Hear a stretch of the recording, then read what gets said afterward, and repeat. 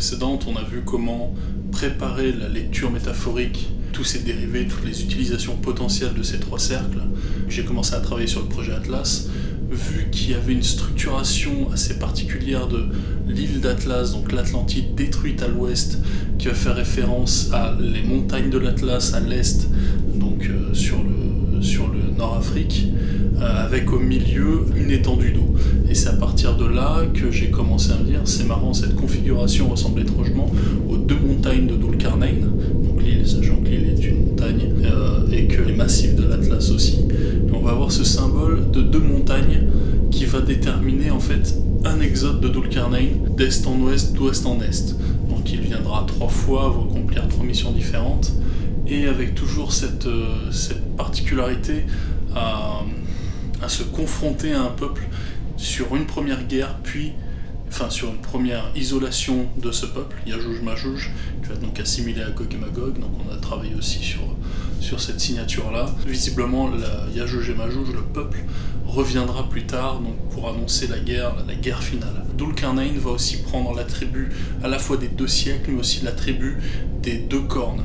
Et ce symbole des 2 cornes va revenir donc dans la liturgie catholique, entre autres, qu'effectivement elle revient aussi sur le personnage de Moïse, donc qui a remarqué aussi ce principe d'intrication dans...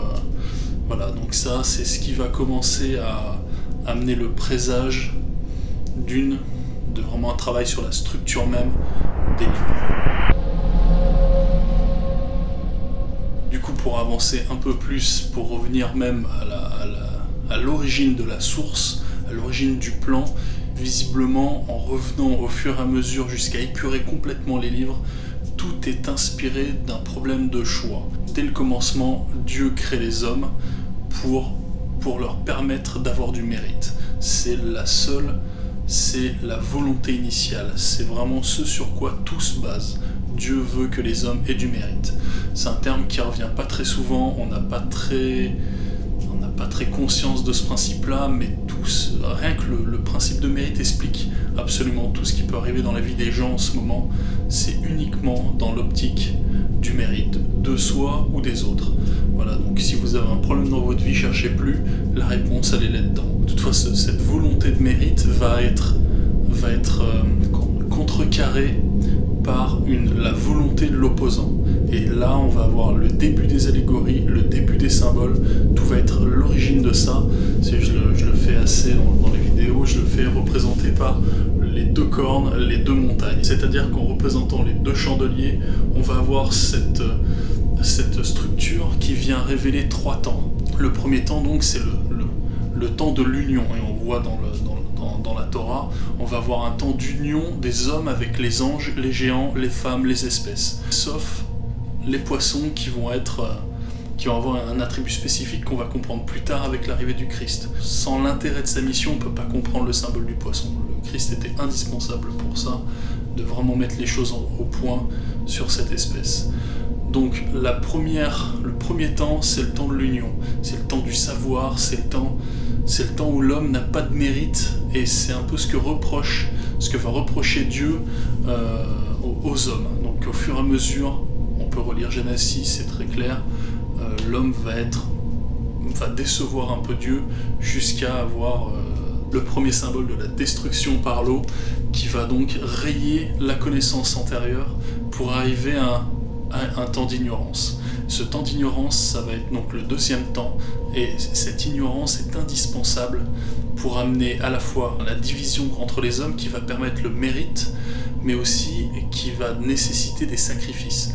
C'est là où il y a quelque chose d'assez particulier, c'est l'ambiguïté d'utiliser à la fois la volonté de mérite, mais qui va impliquer le sacrifice, la division et l'ignorance. Et c'est exactement la raison pour laquelle Christ arrive. Donc on va être dans une ambiguïté du 2e temps, où le but c'est la division, c'est le temps du mérite. C'est le temps où Dieu s'accorde un moment de sacrifice. Le Christ qui va prendre le symbole du sacrifié.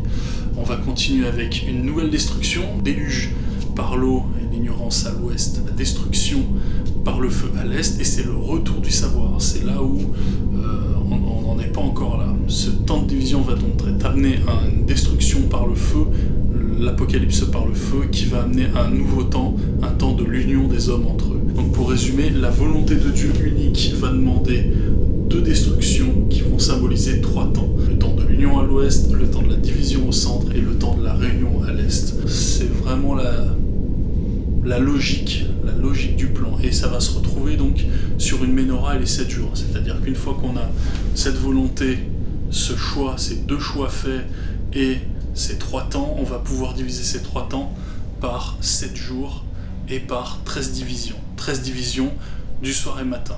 On arrive vraiment sur quelque chose de très carré, de très précis. Tous les versets de la Bible vont utiliser ce système-là de 7 jours, 3 temps, 2 volontés, le symbole du bien contre le mal, la volonté du Satan, la volonté de Dieu, 2 décisions de Dieu de détruire le Satan par le déluge, de le libérer par l'Apocalypse. Toutefois, ce que nous apprend encore une fois, ce que nous apprend l'islam, c'est la raison pour laquelle Iblis, pourquoi il ne peut pas s'agenouiller face à la volonté de Dieu, c'est qu'il a l'attribut de l'éternité, mais surtout il était là dès le début. Et le sacrifice des hommes va nécessiter le sacrifice de sa génération. C'est pour ça que Iblis ne peut pas s'agenouiller, sachant que ce plan-là, il a une particularité, c'est qu'il s'intrique.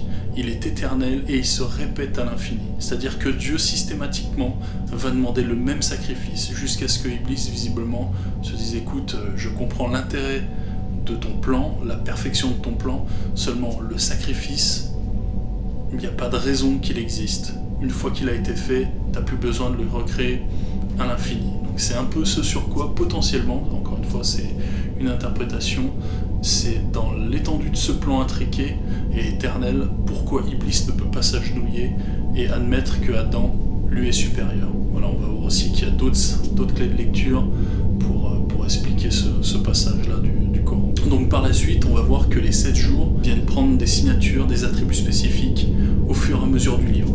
Donc ça, je l'avais déjà expliqué. Et là, une des signatures particulières, ça va être la signature des 7 jours, des 7 flammes et des 7 couleurs. C'est ce que j'appelle la culture de l'arc-en-ciel. Chez les Hébreux, l'arc-en-ciel est un symbole d'alliance. Il va être absolument gardé sous silence. C'est-à-dire que quand un Hébreu regarde un arc-en-ciel, il doit absolument se taire, ne pas faire mention de sa présence, tandis qu'un goy lambda s'empresse de clamer haut et fort qu'il y a un arc-en-ciel. Et c'est ce que va faire l'Église en révélant donc les 7 couleurs de l'arc-en-ciel. Mais ces 7 couleurs, l'intérêt c'était de les appliquer sur la Ménorah. Donc on va avoir l'islam qui va ramener encore une fois un savoir là-dessus, qui va appeler ça le feu sans fumée. On s'est demandé ce que c'était une flamme qui n'a pas de fumée, et ben ça pourrait faire éventuellement mention, donc c'est une théorie, de l'arc-en-ciel, donc le symbole de l'alliance juive et de Noé. Cet arc-en-ciel va avoir au-dessus 3 premières couches qui vont être le dessus du feu sans fumée et qui va faire référence donc au diable de l'enfer, à Iblis, qui est l'origine, qui est né d'un feu sans fumée, mais qu'on va pouvoir extrapoler sur les 3 premiers jours de la création, donc au premier temps. Et ce premier temps va être rasé par l'eau et va être enflammé par les 3 couleurs de la flamme.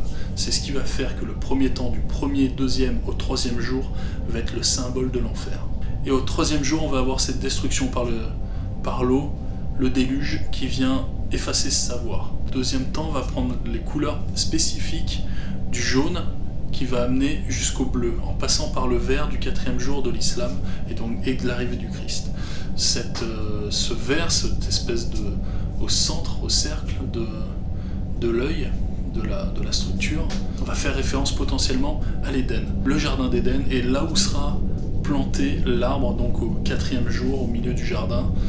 Et c'est un peu ce qui est perturbant, c'est qu'on est actuellement, en plein milieu du jardin. C'est-à-dire que c'est un jardin qui va pas faire mention de nombre de fleurs, on va pas voir les fleurs décrites dans la Torah, c'est quelque chose qui viendra éventuellement comme un symbole ultérieur.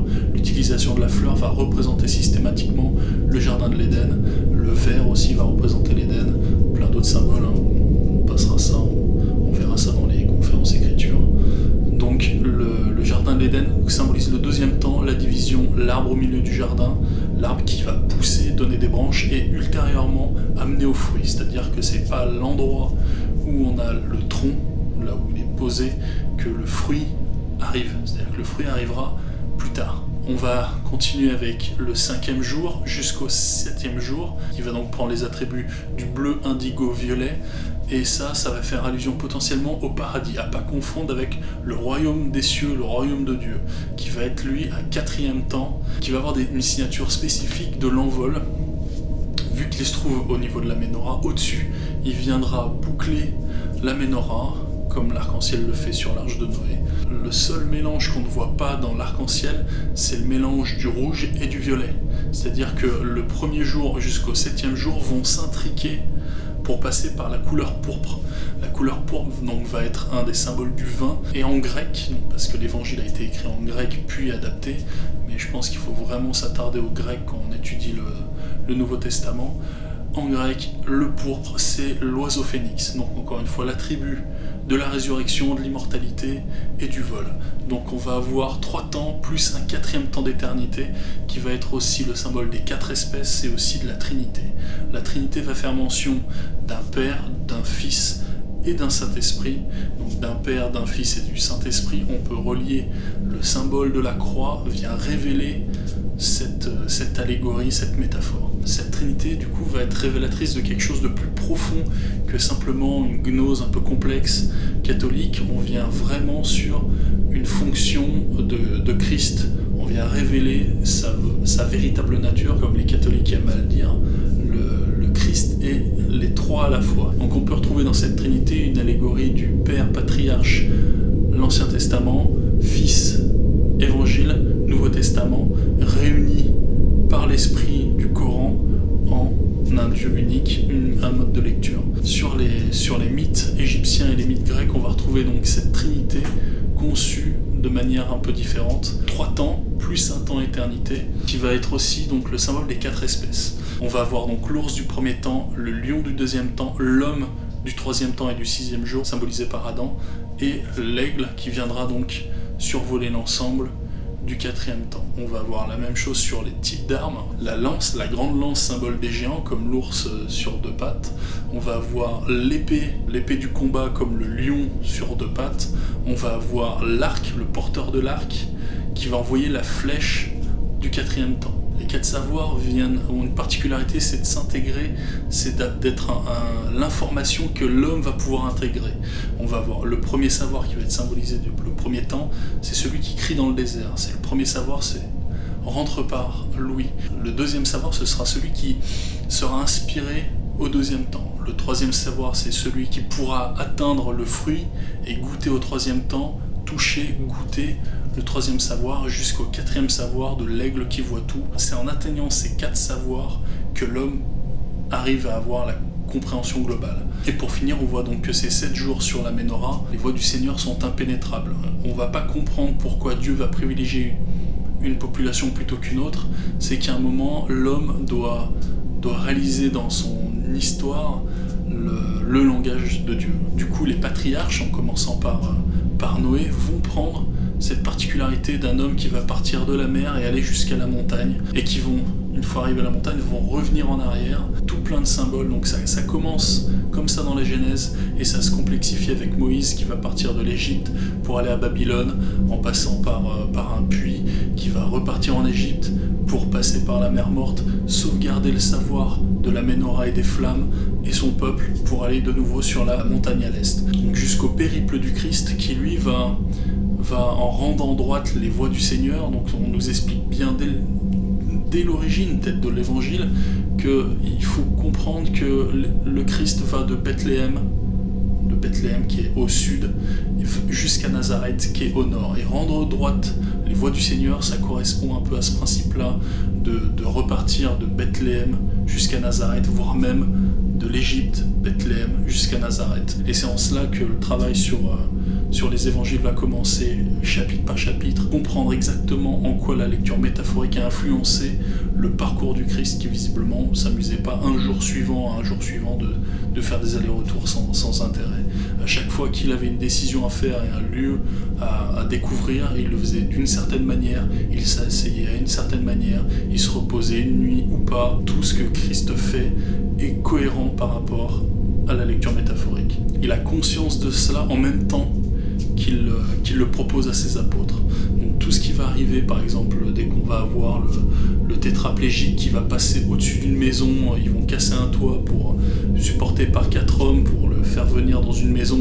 Le Christ soit symbolisé par le poisson, métaphore, c'est des dizaines et des centaines de symboles systématiquement utilisés dans l'Évangile et dans l'Ancien Testament. Ce qu'on va retrouver dans l'islam, et ce qui fait le lien, ce qui m'a permis moi de comprendre ce principe-là d'Exode, c'est encore une fois Dhul-Qarnayn qui va partir de l'ouest, juger un peuple entier, passer par un peuple dont il n'a aucun intérêt et continuer à l'est. Donc vraiment, on va retomber sur Dhul-Qarnayn, les 2 cornes, les 2 montagnes, la muraille de Djouj-Majouj, les 2 guerres, qu'on retrouve aussi dans la mythologie grecque, avec les 2 guerres des géants et des titans, et on va aussi retrouver les 2 guerres de Troie, forcément référence aux titans et aux hommes. Voilà, c'est une autre manière de comprendre les livres.